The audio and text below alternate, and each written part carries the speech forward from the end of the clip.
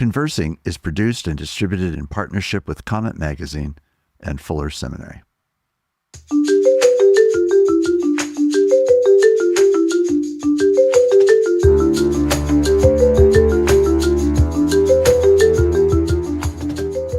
I'm Mark Labberton. Welcome to Conversing.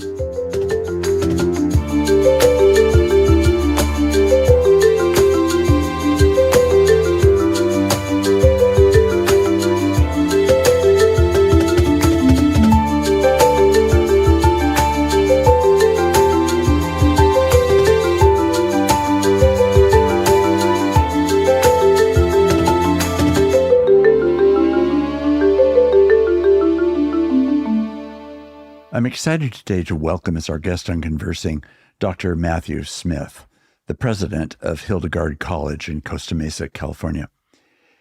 Dr. Smith is really a person who has been driven for many years by the call of education, period, and the classical education, and how classical education, entrepreneurship, and Christian faith all come together is the passion of Hildegard College, and certainly core to the passion of Matt Smith himself. He's published a great deal about medieval and Renaissance literature and writers including Shakespeare, Milton, Herbert, Donne, and others. He holds a PhD from the University of Southern California and an MA from the University of Connecticut and a BA from Biola University. He's taught in higher education for 15 years and is the founding president of this new college, which is a category of college that's called sometimes micro colleges, sometimes called alternative colleges, and it's a privilege to have him today as our guest. Matt Smith, welcome to Conversing. I'm so glad that you're here today. Thanks, Mark. Really happy to be here. So you're doing this very interesting thing of being president of a micro college. Yours is Hildegard College, and I'm excited to be able to discuss some of the details of that in your own background and history. But I'd like to start today's conversation with giving you a chance to give us the landscape as you see it of higher education. It's being discussed for a million different reasons right now. And we often think of very large public, sometimes elite universities, but we think of colleges and universities of all different sizes, so many of which are facing tremendous challenges in trying to understand really who they are and what they're trying to be, how they distinguish themselves. So give us your picture of the landscape of higher education. I know that's a very gigantic question, but that's the question of the moment, though. And it's a difficult one to wrap one's mind around, partly because I don't think that there is a single source of reliable information about higher education as an industry. And even when we ask that question, how is the higher education industry doing? We're running up against different ways of defining the return on the investment or the value of education.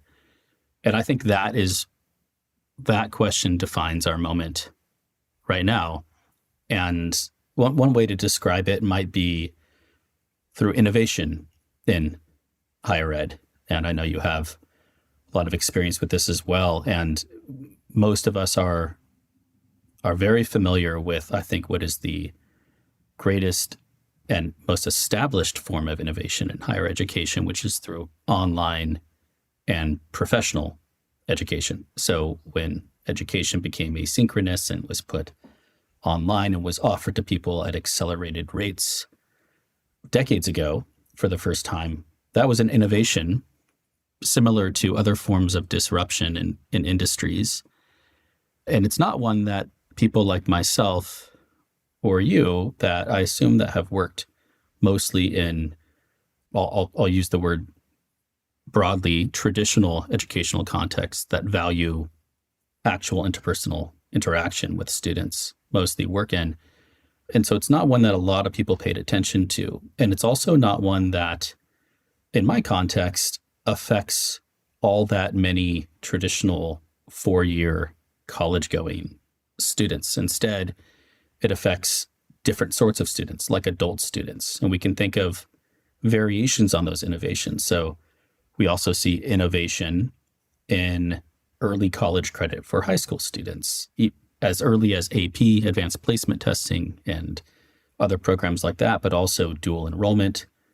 We see innovation when it comes to companies, large corporations offering education for their employees themselves internally. That's higher ed in a certain way. But now our moment is defined by new schools and I think existing schools deciding to try out new things for that category of a traditional college-going student. And there's not really a good way to define them. You can't call them necessarily four-year college-going students. But the kind of student who graduates high school and wants to go to college and is not opting for community college or online school, but we're seeing innovation at brick and mortar places for them. Of course, we're looking to the future and seeing the growth of emerging AI-driven instructive schools and all sorts of consolidation, especially if you're thinking of the kind of Christian higher education landscape and what people call the demographic cliff, which refers to the fact that there are just fewer college-aged people in the United States alive today, and that number's dropping. It's these small to middle range private comprehensive universities that are facing the biggest financial challenges. And so it's not a philosophical answer, but really I think it's the economy that's driving disruptive innovation in higher education right now. So I see, when I look at the higher ed landscape, I see the highest echelon of elite schools continuing to do what they're doing. I see schools that are funded through state and federal money as continuing to do what they're doing.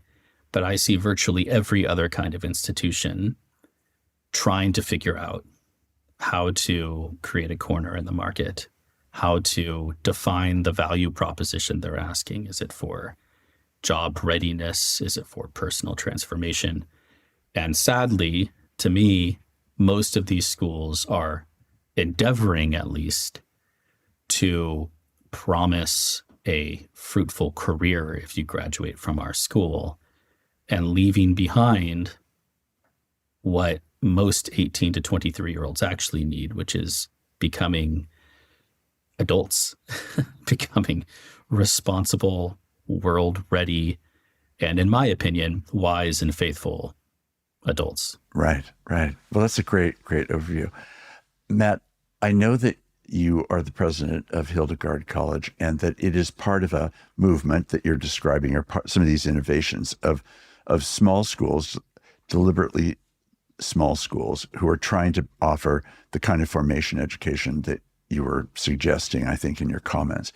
And so I'd like to have you tell us a little bit about how your own higher education experience went when you were yourself going through your formal education. And then what was the vision that drew you ultimately to the job that you're in now as president of this micro college? Yeah, thank you for asking, Mark. My educational story and academic story begins really conventionally. I went to college. I had a life-changing experience. I wanted to teach college students, and so I did the grad school thing. I got a master's degree and I got a PhD, and I was gunning for the job. At the time that I went on the job market in academia, which was only 2012, those familiar with the industry know that the job market was really, really tough. And I was blessed to be given an opportunity at a large-ish, as far as they go, at least Protestant university in the Los Angeles area, and had my sights set on everything that a young, ambitious scholar teacher wants to do, publishing books and articles and teaching and, submitting for awards and things like that. And in that time, I learned something about myself, which is, as I like one of my mentors said of me one time, I'm an institutionally minded person, meaning I derive energy from the institution and its mission, and not just from my own little pocket of the organization that I can carve out. And so if I am not confident in the value and growth that I'm seeing in my students across their entire education and the impact that the organization as a whole is having on the world through its graduates, that I'm not satisfied with the work that I'm doing. I would describe that as an industrialization problem. And so as I'm experiencing what seemed like a rather kind of anonymous, industrialized educational environment, I'm at the same time becoming aware of, this is maybe 2018 or so, becoming aware of other kinds of schools throughout the country. I came to call them micro colleges or startup schools. And I became aware of them first in Christian higher education through my children's education. So I had small children at the time, and my wife and I opted to send them to a classical Christian school. And those, many listeners are probably aware of what a classical education is. It really goes by many definitions, but the idea is that it's drawing on the medieval Christian liberal arts tradition, the trivium, logic, grammar, rhetoric, and the quadrivium. So like the sciences and music. And it's translating those into, particularly in the US, a democratic vision for education where graduates need to be prepared for citizenship in a society based in self-governance. That's a long-winded definition, but really what it looks like is students are studying Latin and they're studying logic. They're reading whole books. The school is in many ways trying to create an experience of education that is not just for the test or for achievement, but is beautiful as they see. And so as I'm becoming aware of this classical education movement, I'm also becoming aware of colleges that are classical in some way in their orientation that had been started by practitioners, mostly from this K through 12 educational world, because they thought, well, our graduates are getting this beautiful education and they're graduating with a deep sense of the scope of the history of ideas, the meaning of life, what makes a society good and just and true. And then we're sending them to blank state university where they're one of tens of thousands of students.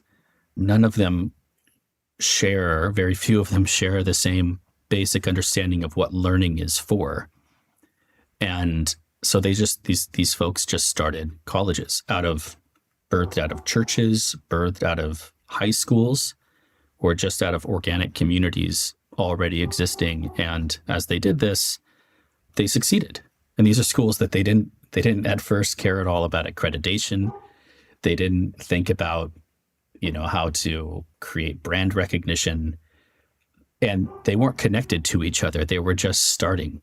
And they did. And some of these, like a Gutenberg College in Oregon or New St. Andrews College in Idaho and a few others cropped up and they were successful. And I became aware of these, and I became aware of secular counterparts to these as well.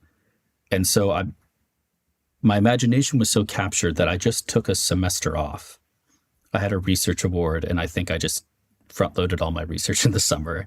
And I took this semester and I visited 7 or 8 startup schools and tried to figure out what made them successful. And I was amazed. And I was amazed not only by the quality of students and teaching and by the fact that their tuition was often between $10,000 and $15,000 a year, less than a quarter of what a typical private university would offer, but also by the deep sense of friendship and kind of togetherness of the student body where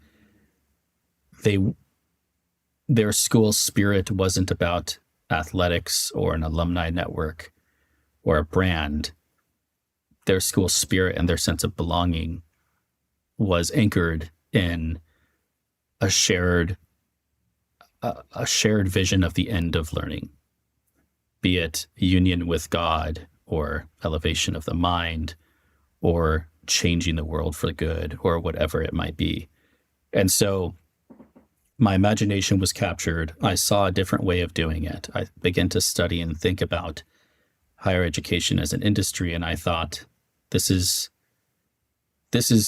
some part of the future of higher education for the student who wants a transformative experience.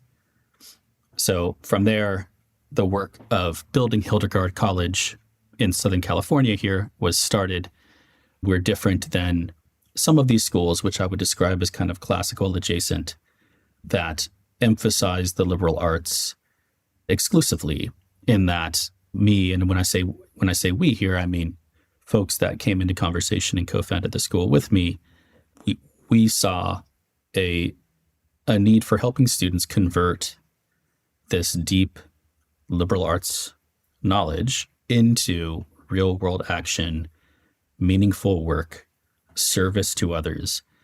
And so the vision of Hildegard College is a place where students study great and classic texts alongside what we call the entrepreneurial arts came about.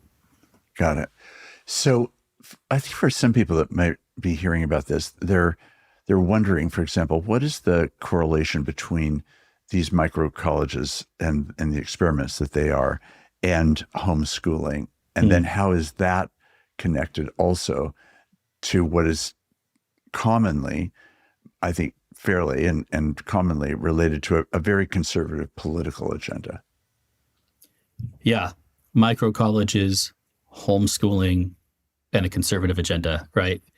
I think at one point in time, those three things would be very closely aligned. Now I think there's far more diversity in political and educational orientation.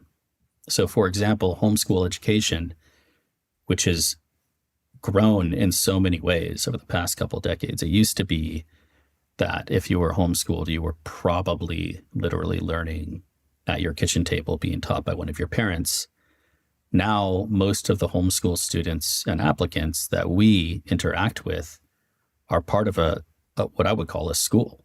It's not a traditional independently accredited school, but it is a learning enrichment center or a co-op or some other organization, either virtual or in place. And in my opinion, they're just better schools and smaller, happen to be smaller than most of the other educational options out there for K through 12 education.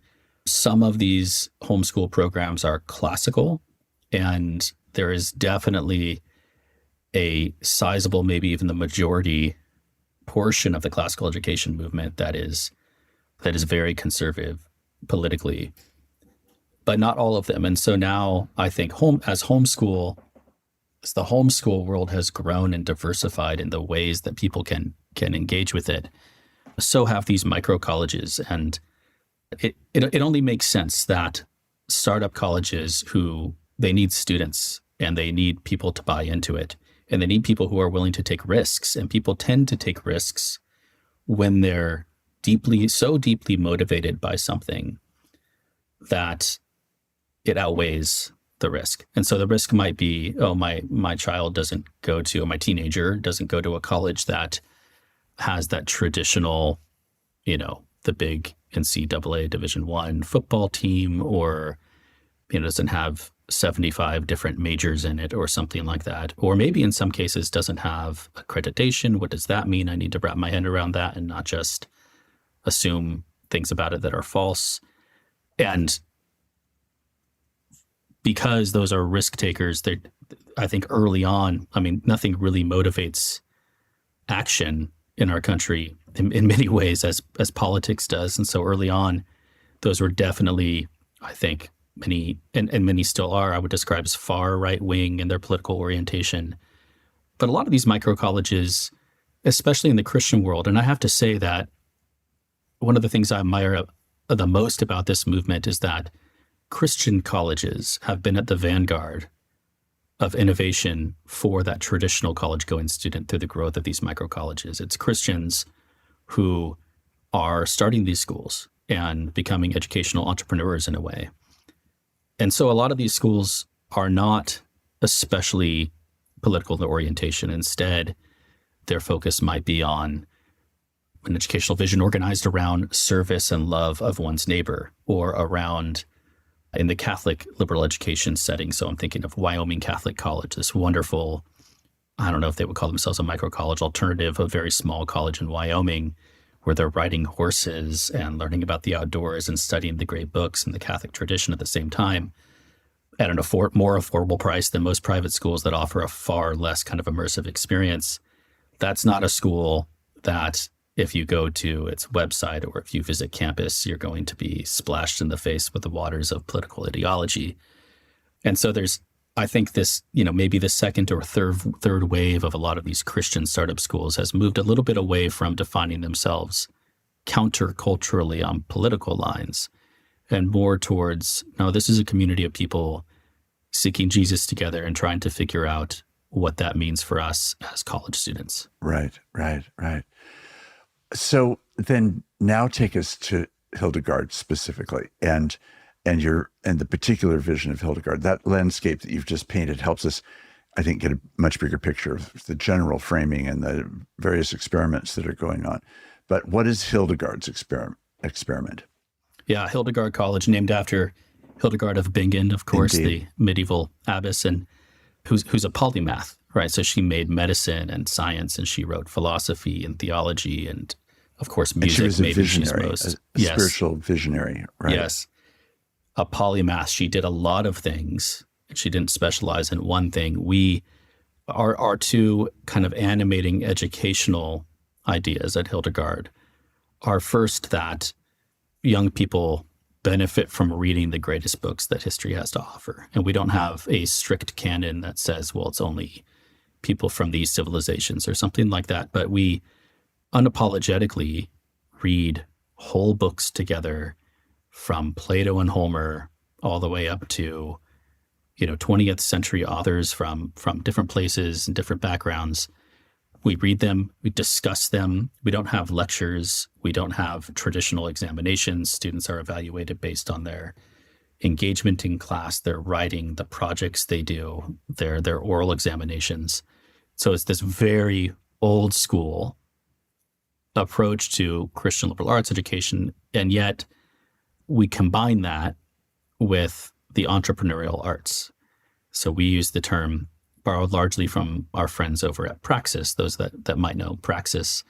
We use the language of redemptive entrepreneurship, which is creating culture through self-sacrificial service, whose greatest measurement for us is the common good. We measure activity and creation that affects the common good by looking at the flourishing of the most vulnerable in society. And so that's, for us, we tend to use the word of beauty. That's a beautiful society. We kind of live in a culture that's obsessed with truth, is always trying to think about, are those, we need to fact check that, and is that fake news? And we live in a society that also, I think, manipulates our idea of the good through pulling rank of moral superiority or trying to bully people into moral agreement. I think we need more beauty. And I don't mean decoration or prettiness or aesthetics. I mean a vision of a greater life together, which we at Hildegard identify ultimately in eternity with God, but begin through our redemptive work here. So our students are studying the great books in what we call the Foundations of Thought, that great books program. Meanwhile, they're learning how to design and are actually building and launching real products, programs, and services in the Redemptive Entrepreneurship Lab. It's a very different, if you think of the great books as old school and traditional as it comes in terms of educational settings. In the Entrepreneur Lab, it doesn't feel like college at all. They are learning the basics of business and civics and leadership and economics. They're learning about marketing and how to use AI correctly, and they're learning about business model design, financial intelligence, but they're doing it by first identifying problems in the world that need to be solved. And then they use those problems, study those, research them, and begin designing solutions to them. So we have students who work, our curriculum is entirely in common. We only have one degree. It's a Bachelor of Arts in Liberal Arts and Entrepreneurship, two things that are held pretty far apart at most schools.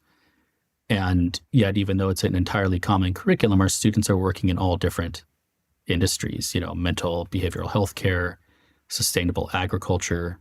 Some are working in sort of finance and marketing. Others are working in the nonprofit sector or consumer goods, all over the place. And that's one of the exciting things about being there is these students are learning together and they're designing things together and they're failing all the time, which is what we want. I mean, we need young adults who are coming out of college who are failure resilient. They understand iteration.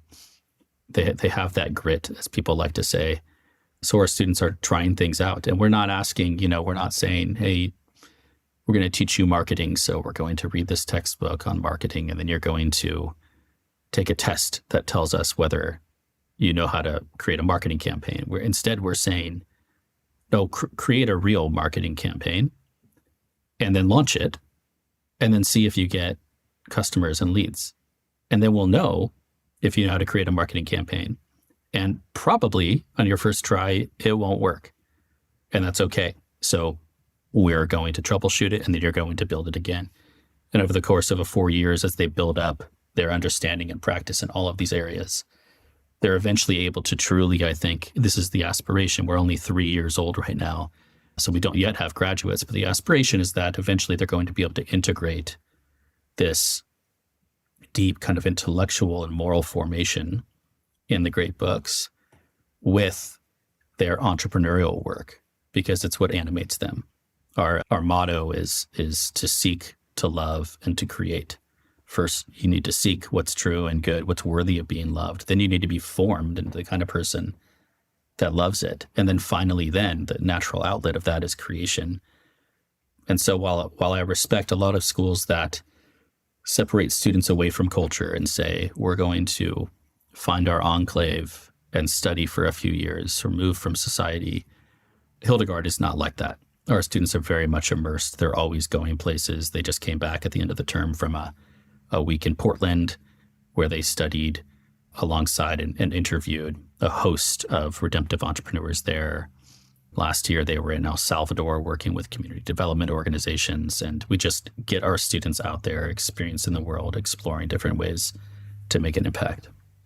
Let me just pause for a minute and say that this language of redemptive entrepreneurship, as you said, is really the language that I think was created by Praxis. And we'll put in our show notes a link to Praxis so anybody who's unfamiliar with it can find out about it. It's really quite a remarkably important movement, I think, and is I can see the deep partnership of spirit and ideas between what you're saying about Hildegard College and Praxis for sure. I want to go back, though, to the question or the issue that you referred to about these really large issues. I think Praxis has defined something like over 40 major issues that over the course of time need concentrated, sustained, creative, generative thinking and action to be taken to contribute to society and to the common good. And in that list, which you can find on the Praxis website, I think, it's just tackling the major issues, but it's also dissecting the major issues so that it's trying to look at the roots of the questions within those systems and ideas, not just at the symptoms or the structures that are currently in place, but really the underlying questions, which I'm assuming, and this is now my question, I'm assuming that is the kind of duality that causes you to believe that both the studying of the classical tradition and entrepreneurship actually belong together, because it creates a richer soil from which to be able to then actually perform in the world in a way that can serve the common good, as opposed to sort of attaching something potentially more superficial rather than something much more theologically, spiritually, but also intellectually grounded. Is that right? Yeah, I mean, you said it better than I could have. And Praxis calls these problems or these categories, they call them opportunities for redemptive entrepreneurship or redemptive innovation. Maybe I think they call opportunities for redemptive innovation. We adopt the same language and have some that students tend to focus on listed on our website. But to your point about what it takes to address these is not, there's a need for, there are in our local area, there might be certain geographical areas where students don't graduate high school as at the same rates that they do in other areas. There's a superficial way to address that.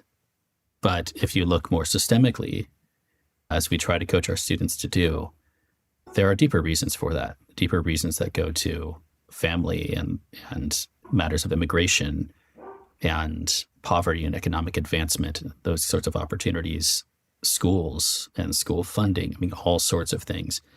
It becomes so much more complicated as you're suggesting when you begin to look at it that way. But that's the kind of work that needs to be done. And what does it take to do that? You can't settle for these learning outcomes that many schools promise, vapid ones of, you're going to become a critical thinker by learning to look up academic articles and quote them in footnotes in your essay. That's not the real world. You need to be someone who can look at the opacity of a complex program and have the courage to break through and begin somewhere, begin to understand it, have the humility, which is an intellectual virtue, to listen to people and not assume what their experience is. And then you need to have the courage to try to get involved, knowing that you're not going to get it right at first. And that what I described as a kind of social impact entrepreneurial approach, but I think even a Silicon Valley type, which is not really the school that we're not the school for people who want that kind of entrepreneurship, but even the iterative process of a high stakes venture funding backed, new product and their founders, they would probably agree with that. You need to, what does it take? Who creates things, new products, programs, and services? What kind of person can create them in ways that last and that really make an impact in industry? I would say, well, what does it take for a young person to be formed in such a way that they're really going to make an impact in society? And it's the systemic. And for us, that's not politically inflected, and it is certainly religiously inflected. You have to have a reason why you want to serve people, and we're a Christian college. But yeah, we're a product of Praxis early on. Went through Praxis's nonprofit accelerator, and I encourage people who are unfamiliar to go on their website and check it out. Look at their definition of redemptive entrepreneurship, and that is very much on that side of our curriculum, the entrepreneurial arts. It's very much the posture that we take towards professional development. Right. So doing a flashback to the days when you, by God's grace, I'm sure, ended up in a faculty position, but felt that you were in an industrialized version of education that didn't really tap into the deep enough roots and didn't apply it to the greatest issues of the day either. How does this feel now to be at Hildegard College and to be doing this work, which it seems to me is at least one of the ways that it's almost like the inverse of where you found yourself earlier? Is that how it feels, or is it different than you thought? It feels very different. I still think of my vocation as directed towards students, and I still spend a lot of time teaching. We don't have any full-time administrators at Hildegard. We're a very small community, but in perpetuity, all of our executive leaders are also professors and are spending time with students.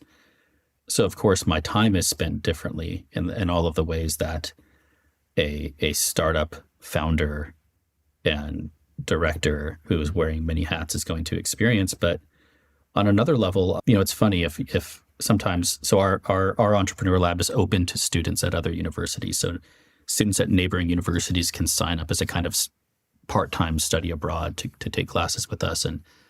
And our students are interacting in different ways with students from other universities. And when they do, it's interesting to watch because the typical vocabulary through which conventional universities understand their experience is foreign to our students.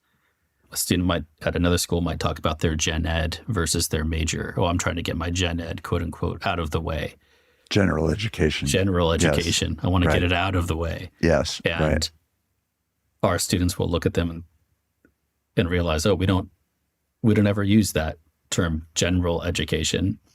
We use liberal education and liberal arts, but we don't even distinguish between majors and gen ed, or, as our students, they're not used to sitting in the back of classrooms listening to a professor with a PowerPoint for an hour and a half. And on the occasion that we take them to a lecture or something like that, their impulse is to participate.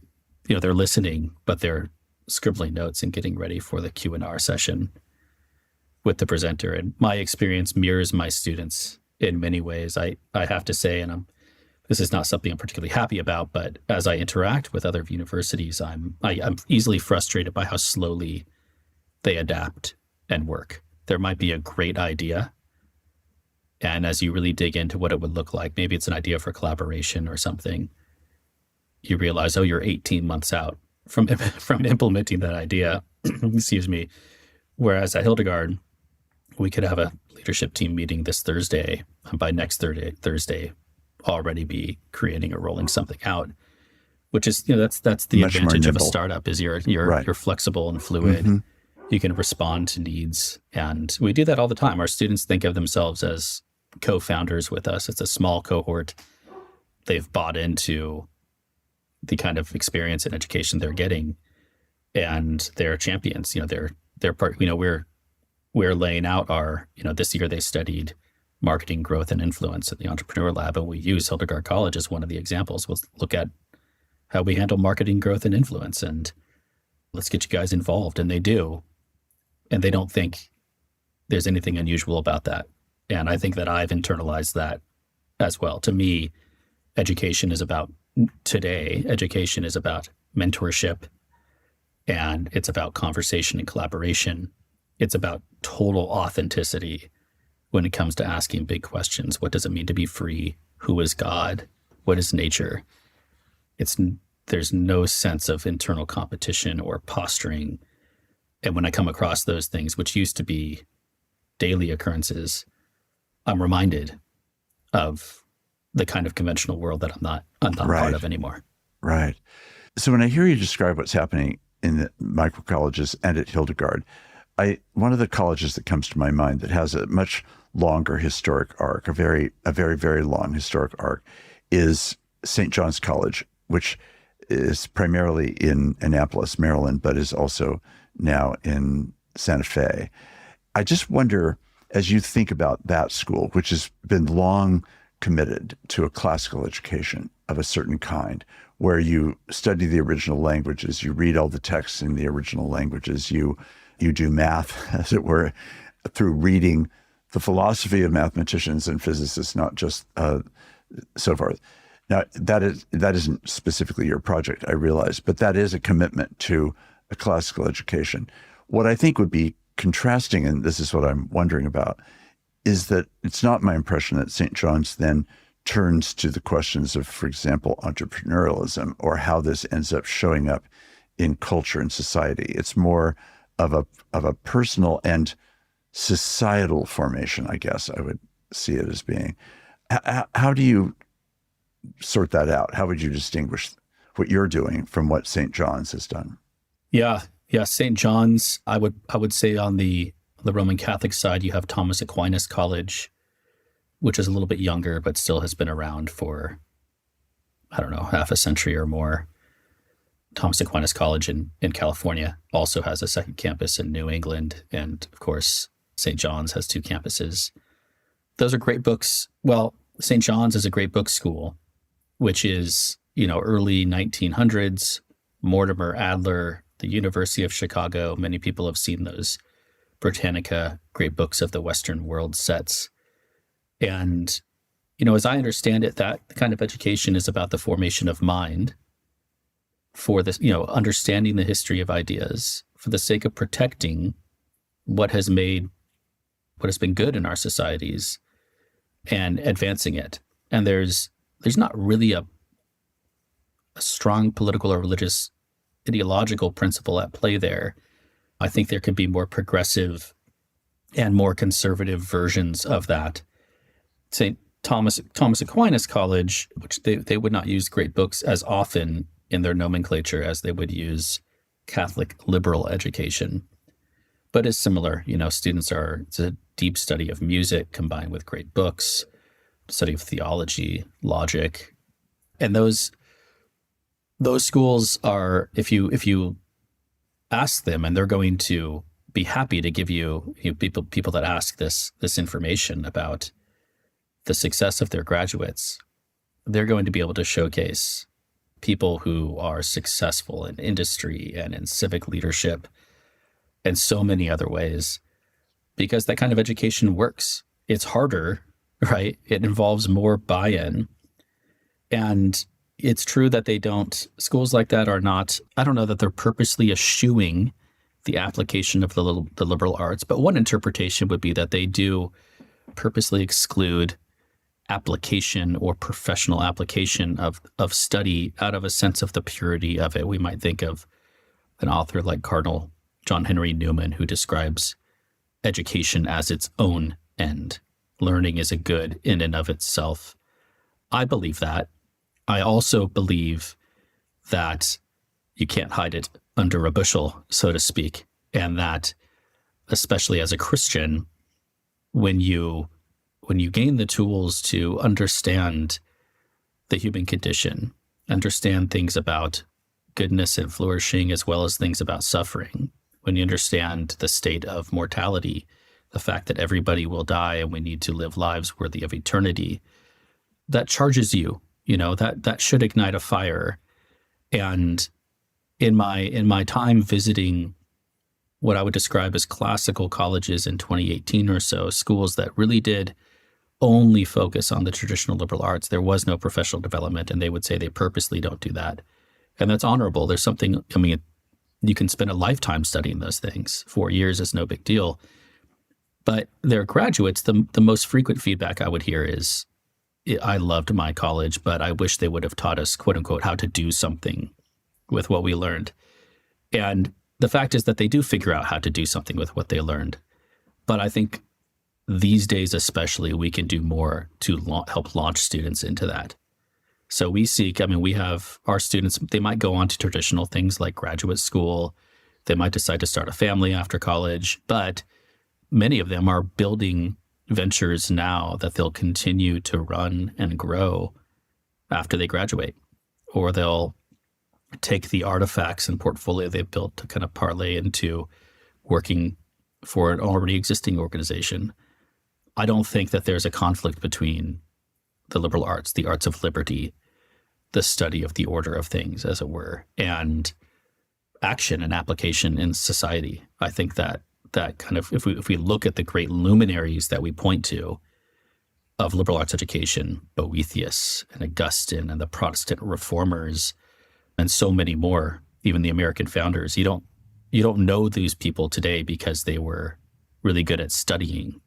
You know them because they built things and they communicated and they sought to serve people, usually through institutions and institution building. And they thought carefully.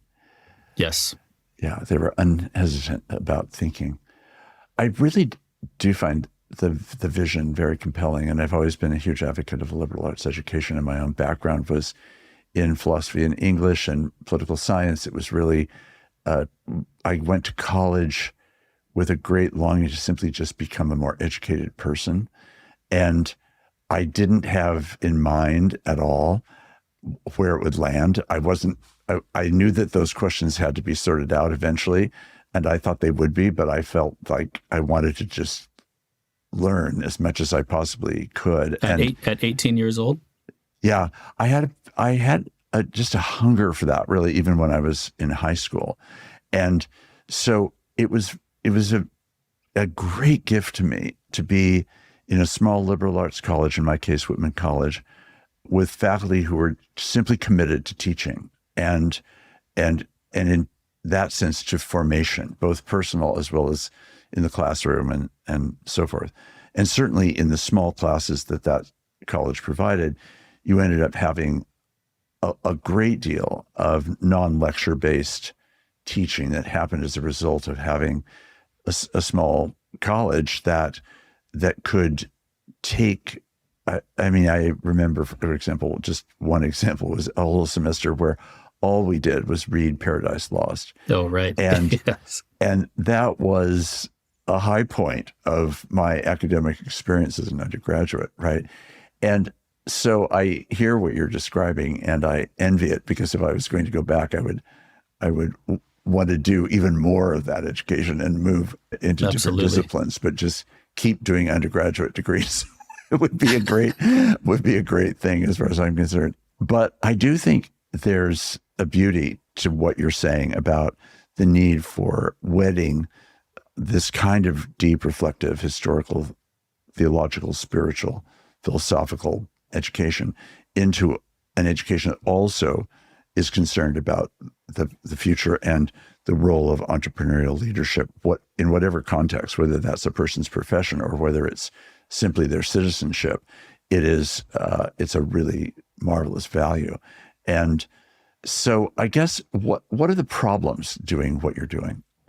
Not meaning what are the technical problems. I'm sure there's all kinds of problems in just the most ordinary sense of leading an organization and finding funding and, all the things that go along with leading in higher education. But if you were to critique the movement that's going on, what would your critique be? Wow. Great question. What would I critique about this movement? And I guess I would, as I'm thinking out loud, acknowledging that the movement it's largely decentralized. Even when I visited a lot of these schools in 2018, these startup colleges, some of them were hardly aware of one another. Uh-huh. And so as a movement, it's decentralized, you mean? Yeah. Yeah, it's becoming more centralized. I get contacted probably 4 or 5 times a year by folks that say, hey, I'm starting a new college, or I want to, can I talk with you and pick your brain? And there's no script for it. I think that the problems about it, I think scale is part of if I just think about the movement, I think that it's beginning to grow in brand recognition.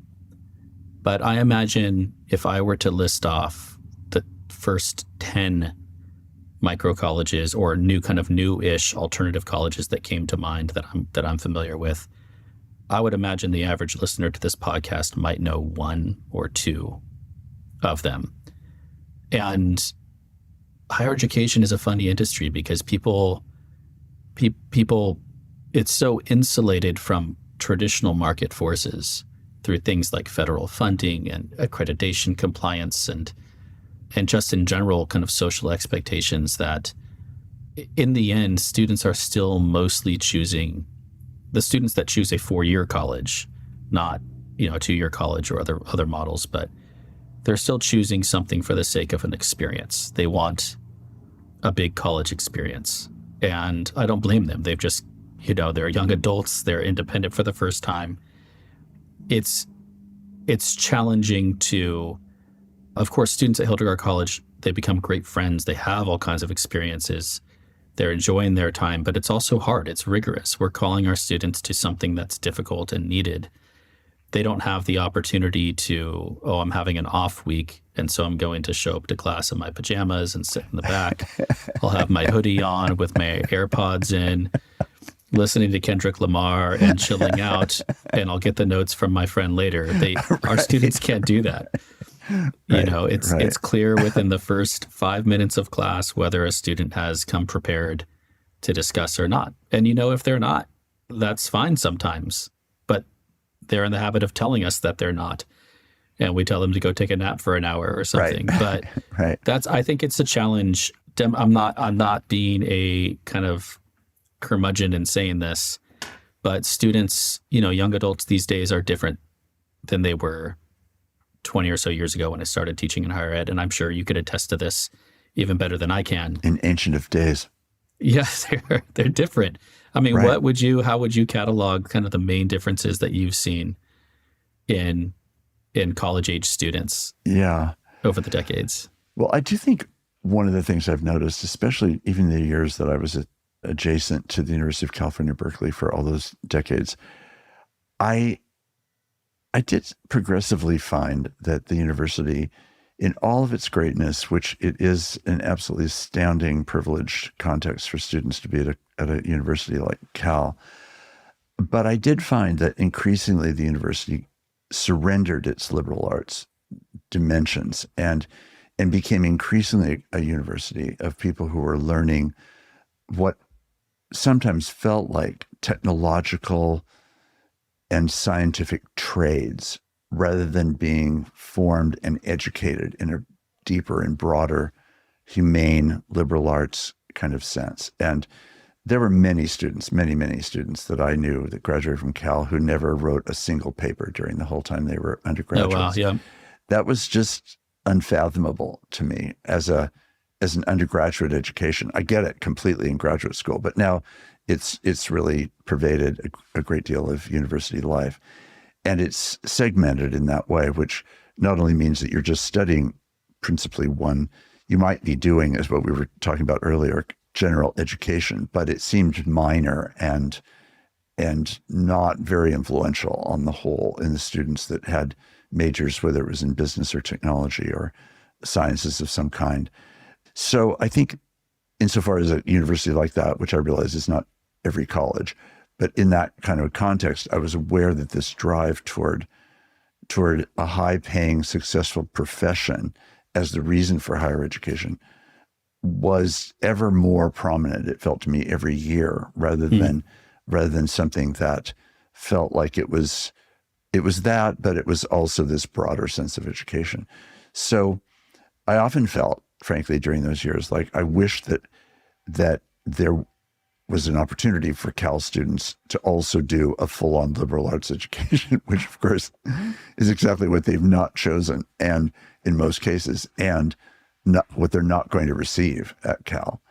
And that was a grief to me. And while I think that may be a specialized institution with particularly high expectations and demands, I do think that permeates a great deal of higher education now in a way that was not as true when I was, I'll call them as they are, 50 years ago that I was in college, right? So it's an enormous amount of change has happened.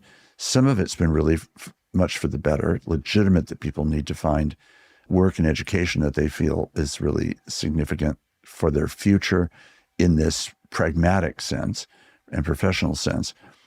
But I do fear that the loss of capacities for reflection and knowledge that comes through studying the liberal arts is certainly showing in our culture, and it's showing in our relationships with one another. And while I don't have any idealized picture of the 60s and 70s, I'm aware that there has been real loss, even as there's also been gain. Yeah, and it's interesting to hear about your experience up there near Berkeley. I was just up there with a mutual friend of ours, of yours and mine, who we took our daughters there, and they toured the campus, and they were checking out the city, and his daughter's interested in attending there. And it occurs to me, as major comprehensive research universities like Cal have, and so many others, not to single out Cal, have really abandoned any kind of cohesive idea of liberal arts education and its requirements. It occurs to me to question why major comprehensive universities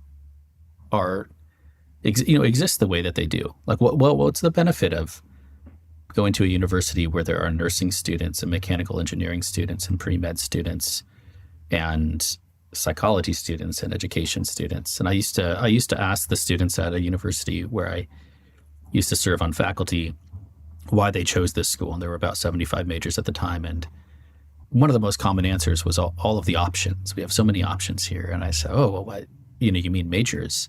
I said, yeah. Well, how many majors do you have? And almost always the answer was one. And then they would tell me, oh, I'm a psychology major. And then I would say, well, when did you declare your major? And they said, oh, freshman year, right away, because I had to get to work on it. And then I said, well, what's the benefit of all of these options? And I would say not only is there little benefit of it, there's some harm in it, because having all of these different, very, I think, profession-specific programs at the same university can run the risk of pulling apart the core of what all students ought to learn. And I would say that if there is a university, I would warn people away from universities that cannot clearly answer the question, what will all students learn at your school? Because if it goes unanswered, it means they don't know. It doesn't mean it's not happening. It is happening. It's just out of their control. Right, right.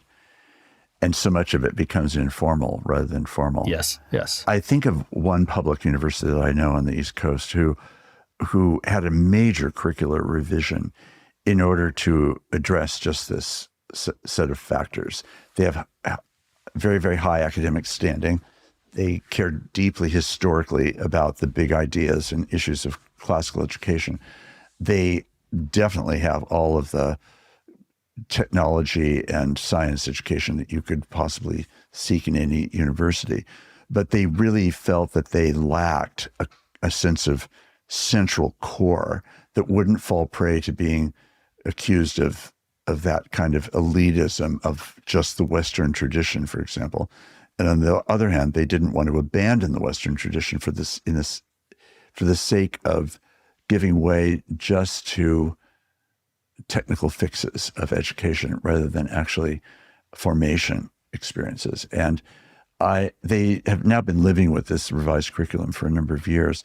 And at least the people that I know who are on the faculty there and others who are in administration, that there has been a great deal of satisfaction for them in finding this blend. But the difficulty of achieving it was high, as often things are in higher education. Trauma is always high in higher education. And yet they brought those two things together. But I would, of course, it wouldn't be right to say it's singular, but it is exemplary in my mind of an institution trying to do what you're describing, given the conflicting and competing interests on that very claim. And it's going to upset people, right? Yeah. Even if you try to build towards consensus. Totally. Even approximate consensus among faculty, if you're talking about hundreds or thousands of faculty. Totally. They're not going to agree on what everybody should take. But it is, and you know, I'm happy to say that I think a lot of Christian universities in the country have adopted an honors college model based around great books education, which I think there are many different versions. You could create a particular educational, general educational track around something that is not great books, but the fact that those programs exist, they do give at least some portion of the students a common learning experience. And it's funny, I mean, you as a former institutional president, and I'm sure you've seen this research, but the research and education studies on what really impacts student learning has been pretty consistent for decades. You know, shared learning experiences and common expectations and students taking initiative. Those are just always up there. And yet our universities, and in particular general education at universities, the courses that all students theoretically have to take are the least engaging, often the largest, 300 student lectures, the easiest to skip out on, the least participatory, and it just doesn't make sense. It should be the other way around. It should be the other way at Hildegard, it is what would otherwise be known as the general education. We just call it foundations of thought, where students come together and are most collaborative and active. And then it's in their quote unquote major, which isn't really a major here, but half of their degree in redemptive entrepreneurship, where they're still working together, but they're working on their own individual things. They might be working in different industries.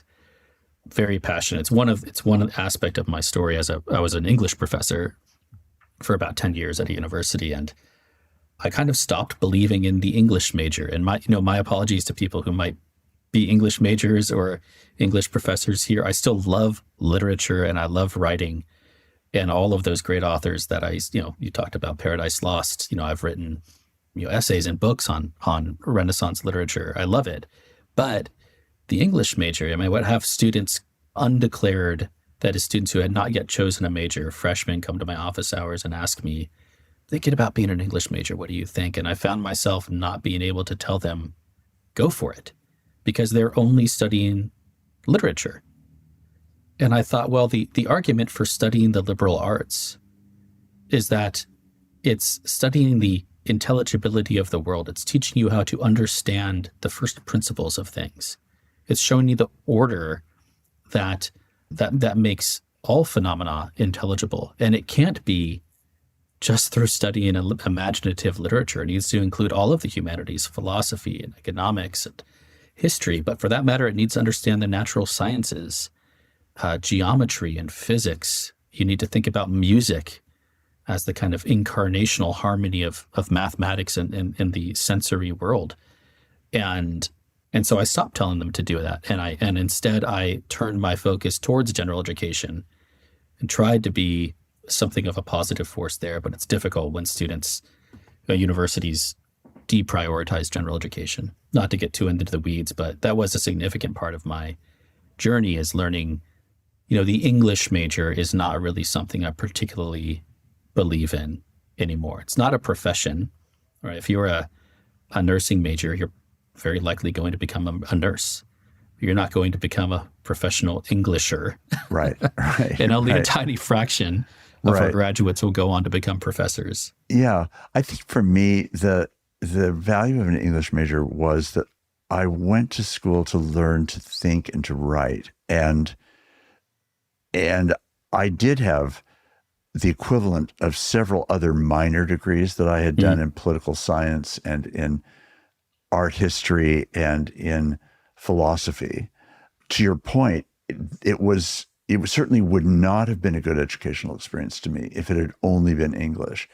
But if in fact it was able to be bound, as it was during that period of time at least, to these other disciplines, it felt to me like it was a great launching off point with any one of those being possible majors alongside this broader track. But coming back to your enterprise at Hildegard, I assume then that one of the reasons for not having a major is to not get lost in a single discipline, as opposed to constantly working at the greatest depth you can, but across a number of disciplines, because that's the character of the world, that's the character of human knowing, that's the character of Christian faithfulness in thinking of the stewardship of the earth and of all things. So I'm assuming that's what's behind it. Yeah, well said. That and also a response to the economy that our graduates are going to enter when they graduate. Yeah, and absolutely.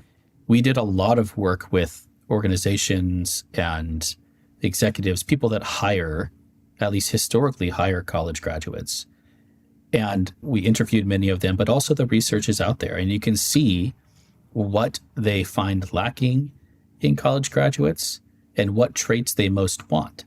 And these have been consistent for a long time. And I would say at the top of the list are things that we would all assume are there. The ability to communicate, the ability to collaborate in a team, problem solving, kind of vague things. But one of the traits that's emerging, it's kind of cluster of traits to the fore right now, are the traits of teachability and adaptability. They need people who aren't just going to go in, not take initiative or ownership of their role, and always be asked. I mean, the last thing an employer wants is to hire someone, to tell them to handle something, and 5 minutes later they come back and say, "Oh, I don't know how to do this. Can you tell me how?" You might as well create an AI agent to do that thing for you. And so what we took really, really seriously, the question, what does it mean for a program, an educational program, to be designed to produce graduates who are eminently and forever like lifelong learners and teachable and adaptable and fluent in the different roles that comprise an organization. And for us, the answer was, well, a major doesn't really make sense. We could call it a liberal arts and business major if we want. But calling it a business major at Hildegard mischaracterizes the student's experience. They are learning the essentials of business, but more than that, they're practicing the essentials of business. They're figuring out the blind spots that they have on their own through their projects, and then we're coaching them, and they're learning how to do it. So if nothing else, at least on the professional development side, one of the things I'm proudest about in our students is that if there's a problem, they figure it out. They're not taking the easy way out. They're not just asking their computers what the answer is. They're seeking to understand the complexity of the whole so that they know how to do their part well. And so a major doesn't really make sense for us. Matt, I think that captures the combination to me of what the best higher education does, which is cultivate both intellectual confidence, but also intellectual humility. And it's in that combination that you end up having people who are eager learners, who lean toward a constant and lifelong vision of learning that will never end, rather than a post to be held or a job to be dominated, but really a world that God has made to be entered into, served, opened up, engaged, created. All of that is part of this combination of confidence and humility. And there is a cockiness that can sometimes grow up in college students, and always has been, and sometimes not a humility, but a certain overreach. And I love the vision that's behind what you're talking about. We certainly need Christian people in the United States and elsewhere who are deeply formed, who are intellectually thoughtful, who are socially engaged, who have a sense of history and culture and place and ideas and pragmatism that can actually show up in the real world and do stuff that matters for the welfare of the world that we've been charged to steward. So I appreciate this conversation. I appreciate very much learning more about your work. And thank you for being part of this conversation today. Well, thank you, Mark. I've really enjoyed it. Hope we can talk again sooner than later.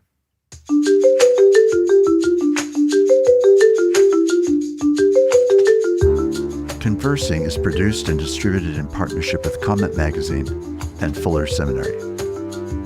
Peter Labberton is our engineer and editor. Evan Rosa is our producer. For more information about Comment Magazine, visit comment.org, where you can subscribe, read the current magazine issue, and browse their archive. Fuller Seminary is an evangelical, multi-denominational graduate institution committed to providing indispensable formational education for diverse Christian leaders everywhere. For information, visit fuller.edu. I'm your host, Mark Labberton. Thanks for listening with me.